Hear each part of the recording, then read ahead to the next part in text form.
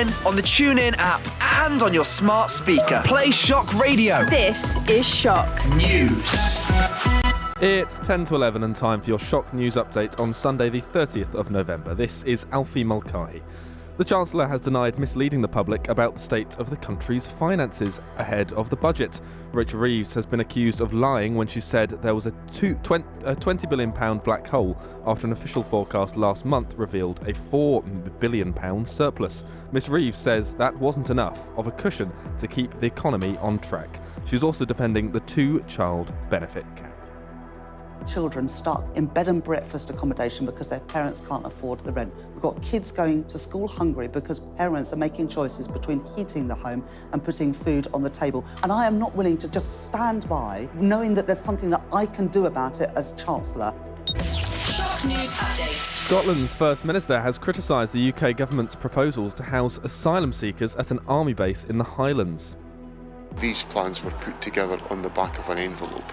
The plans were not well formulated, and I would respectfully say to the Home Office, if they want to take forward plans of this nature, they should do some thinking, some homework first. Plans for 300 male migrants to live at Cameron Barracks in Inverness have been delayed, with John Swinney welcoming the news. Concerns have been raised about the suitability of the site, which needs a £1.3 million refurbishment. The Home Office says it'll wait until the site and another in East Sussex are fully operational and safe. Shock News Update. The left-wing Your Party denies it's trying to push out co-founder Zara Sultana.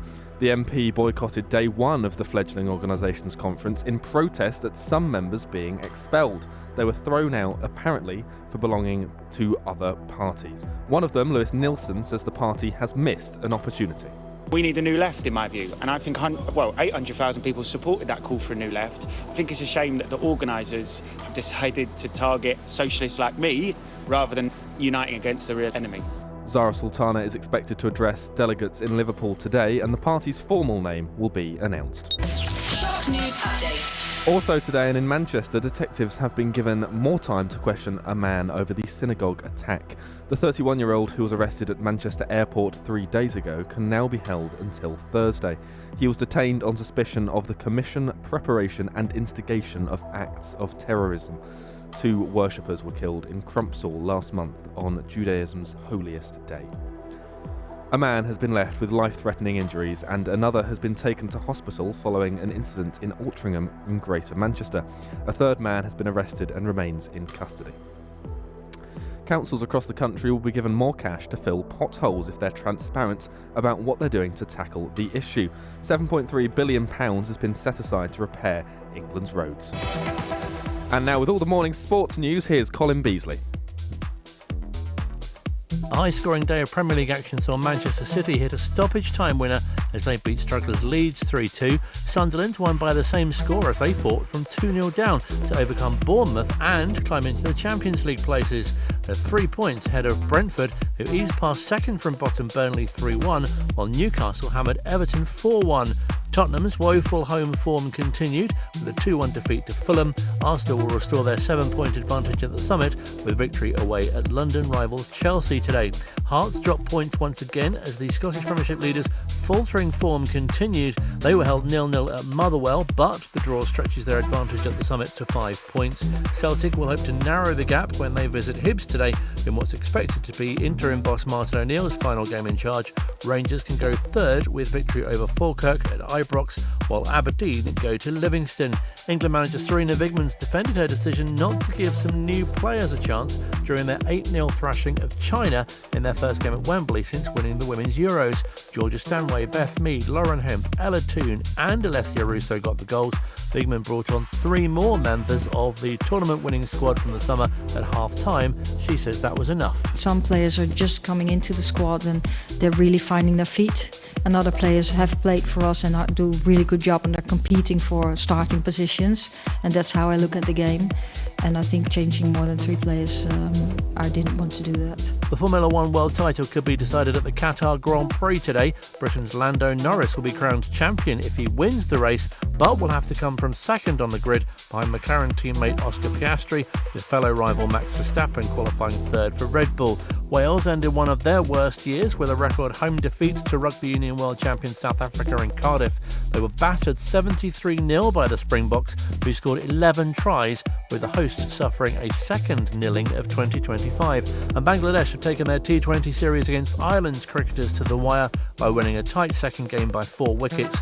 The hosts were set 171 to win in Chattogram and reached their victory target with 2 balls to spare.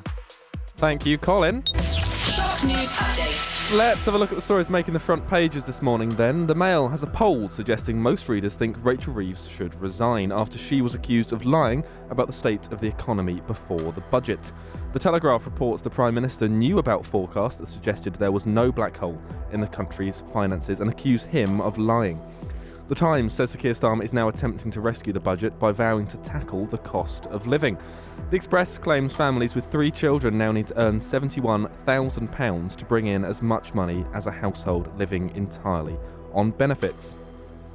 The Mirror says I'm a Celebrity evictee Alex Scott was upset when her girlfriend Jess Glynn wasn't there when she came out of the jungle.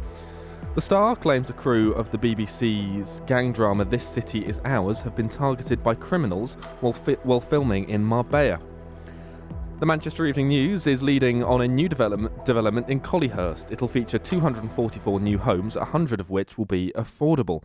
And The Observer features a tribute to playwright Sir Tom Shepherd, who's died at the age of 88. Shock News Update. And Sir Mick Jagger is among those paying tribute to that award-winning playwright Sir Tom Stoppard. He's described him as a giant of English theatre and a friend, whom he'll miss always. The King and Queen have also sent a tribute. Sky's correspondent Adele Robinson reads a statement from King Charles. My wife and I are deeply saddened to learn of the death of one of our greatest writers, Sir Tom Stoppard, a dear friend who wore his genius lightly. He could and did turn his pen to any subject, challenging, moving and inspiring his audiences, born from his own personal history. Shock weather. A chilly start to the day with frosty patches and icy stretches likely as a ridge of high pressure brings widely fine and dry conditions with light winds. It'll become increasingly cloudy throughout this afternoon with light rain possible a bit later on. Maximum temperatures today of 8 degrees Celsius. Well, that's all from me this morning. Shock Radio News returns at 9 a.m. tomorrow during the Molehill. Alex Guy has all things stagey next. That's after this from Somber. Online, on the TuneIn app, And on your smart speaker. Shock Radio.